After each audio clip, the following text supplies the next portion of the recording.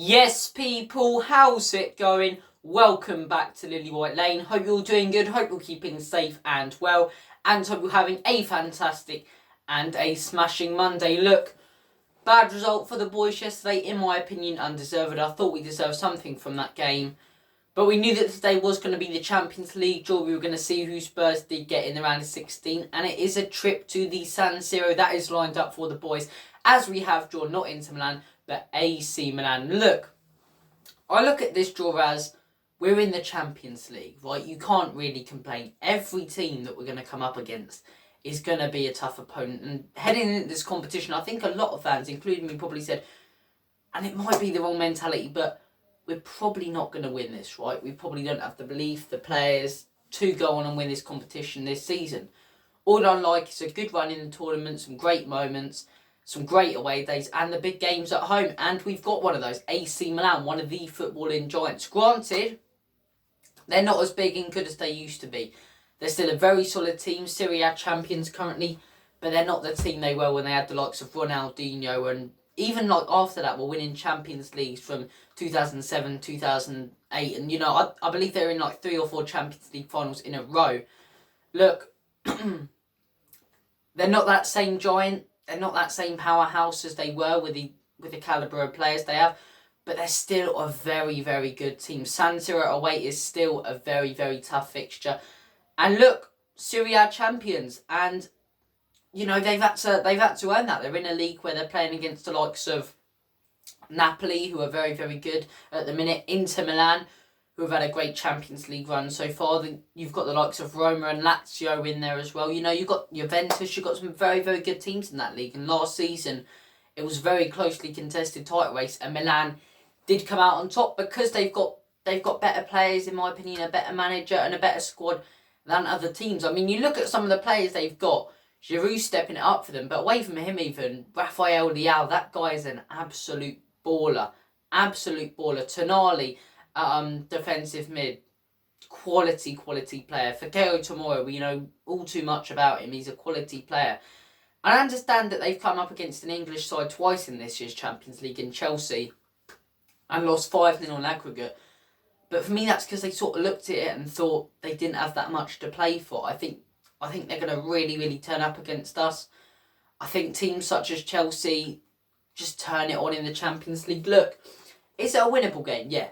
I think you're looking at Milan 10 years ago with the team we have and the team they have and saying we'll be very, very lucky if we get something. Do I think we can win this? I really do. I think if the players step up, if the likes of Kane and Son step up, keeping in mind that come January, come this round of 16 tie, we should have a fully fit squad. We should have Kane, Son, Kulusevski, Romero, you know, everyone fit and firing, ready to go after the World Cup. So look, it's definitely an interesting tie. It's going to be a great away day for the fans who are travelling to the San Siro. I wish them all the best, as I say. And look, you want those big Champions League nights. You want to be laughing at Arsenal for playing against crap whilst we're taking on Europe's elite.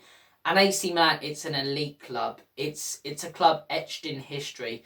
So look, we'll look forward to that game. We'll see what happens, as I say. Hopefully the boys can get to the quarterfinals. At the end of the day, I just want to see 2 very, very good performances. I want to see us really go for them. I want to see us play some good football. And if we come out on the losing side, but we've went for them and probably deserve to win, as much as we would have been at the competition, I'd go, okay, we're showing that this season we can compete with the top teams. We're showing that we can compete with the AC Milans, which under Jose Nuno we were nowhere near. Nowhere near. So look, AC Milan in the round of 16. See what happens with that. Comment your thoughts on the draw in the comment section down below. Liverpool as well, new owners potentially coming into them, but a good draw, or not good draw for them, a great draw for the neutral. Liverpool versus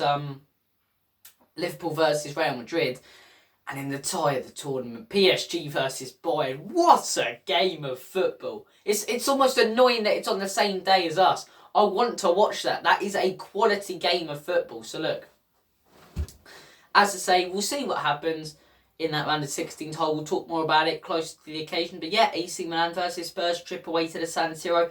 Comment your thoughts down below. Second thing I wanted to talk about today. There doesn't seem to be the acknowledgement of a process at Spurs. And I'll tell you what I mean. With Arsenal and Manchester United, pundits are looking at those teams now when they lose a game and going, there's a process, there's an idea, there's a vision. Yet when Tottenham lose a game, it's crap football, crap this, Conte. It's like, hang on a second. Why can you not acknowledge us? I know we laughed at Arsenal for doing it a few years ago, but why can you not acknowledge what we're doing as a process? Conte has compared what he wants to do at Spurs to what Klopp has done at Liverpool, and it looks like we are going in that direction. People can't get their heads around that Conte's only had 2 transfer windows. Yeah, everyone's calling for Conte's head. And when Ten Hag gets battered by Brentford and battered by Aston Villa and these teams who Man United shouldn't be battered by, it's all trust the process, yet Spurs crap football. Conte's had 2 transfer windows.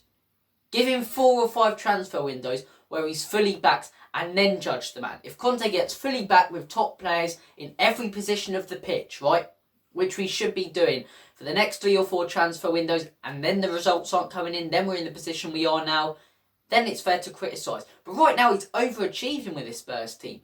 He's got Emerson, Doherty and Spence as his right-back options. Do you know what I mean? We've got players like Dyer, Davies, these same defenders who have been there for 3 or 4 years. It's a process. It's going to take time to ship out players, bring in players. We've started it. We've brought in Perisic, we've brought in Richarlison, we've brought in Bissouma. And a few more results coming in this season than last season. But you've got to give us time. You know, and this for me is why the January transfer window is massive, to stay in the top 4. We drop out of that top 4. This whole process that Antonio Conte is trying to build at Spurs could be stuffed. If we don't get in the Champions League, Kane could potentially leave. Conte could potentially leave if Kane does. Then if them 2 leave, Son can leave. And then it just causes causes chaos at our football club. It causes absolute chaos, which I really don't want to happen. So we have to make sure we get into the Champions League this season. And I think ENIC have to back Antonio Conte in January. In January, I'm looking at a new right wing back and a new centre back. Those are the 2 positions. And I think if we get those 2, I think if we strengthen with a new centre back and a right wing back, I really think we can, you know, not contend for the title, but cement ourselves in the top 4 for the next few seasons and go on a few season run like we did under Pochettino. I think if we don't strengthen in January, I've got to be honest with you, we've been let off this season slightly by how bad other teams have been. But if we don't strengthen, I struggle to see us finishing in the top 4. You're looking at that top 4 probably going Man City, Arsenal, Liverpool, because I'm sure at one point they'll turn it on, and Newcastle. We need to strengthen, in my opinion. We really, really do. And that's why the January transfer window, I want to see ENIC back Conte properly. I think in the summer, we started so well. I mean, it's like, if this makes sense, it's like taking a girl out on a date, right? And you bring flowers and everything and you're dressed all nice and you take her out for a date, right? And then you turn up and you can't speak. Like, do you know what I mean? The build-up play is brilliant. You know, you're starting off well. You're starting off really well. And then you go and balls it all up. And that's what our summer transfer window was like. We started off, bought in Perisic, bought in Foster as a backup goalkeeper, bought in Richarlison, bought in Bissouma. And then for the last month of it, we just did nothing. We can't afford to do that in January and next summer. I think next summer, I understand that Paratici's looking at bringing some of the big players, but even strengthen slightly. Okay, you don't want to bring the Bastoni in January. Look at someone such as Ivan Ndika from Frankfurt or Chancel Mbemba from Marseille. Just strengthening these positions slightly. Give us more quality options. I think right wing back though, Conte's system simply doesn't work when there's no quality in the wing backs. And you've seen it this season. If we have quality right wing back yesterday, we win that game. We really, really win that game. Look, Doherty can be alright. Emerson, I still can't understand why Conte keeps playing him. I don't think he should ever play for the club again. I think he's god awful. But we've got to bring in the top right wing back in January, in my opinion. We really do. Look, comment your thoughts on this video. Comment your thoughts on my opinion on what Tottenham need to do in the January transfer window and Tottenham's process currently. And also comment your thoughts on our Champions League group. Thank you for watching this video. Take care of yourselves. All the best. God bless. And as always, come on you Spurs. In Conte, we trust.